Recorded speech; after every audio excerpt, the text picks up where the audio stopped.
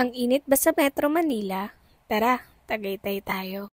11 AM nang nakarating kami dito sa Tagaytay. Hindi naman traffic pero ang daming iran. So 3 PM nag-decide muna kami huminto dito sa Muntingan din para mag-late lunch. Look, sobrang na-amaze kami sa place na to. Sobrang quiet and peaceful. Mas trip talaga namin sa labas kahit may inside dine-in sila. Kaya nag-selfie na lang kami sa and yes, dito lang yan sa Muntingan. Nadadaanan nga to pag nag-exit ka sa sea via Kala. And habang piniprepare yung food na, order muna kami ng pika-pika. Ganun pa sa look. And nag-start yung price niya ng 30 pesos. Look ko, very hard din ang peg. Good job, Sylvia. Ang dami mo na napuntahan. Yeah. So, ito na nga yung in-order na. Guys, naniniwala ba kayo na 99 pesos lang each ng mga ito? Free sabaw and brewed coffee. Actually, gusto ko lang naman pakita kung saan kami nagla. Nakatuwa kasi yung presyo ng food nito. Yes, naglala lang kami ng gabi. Kasi starting tomorrow until Sunday, we have an event from Puro Life UK. Yun lang, see ya!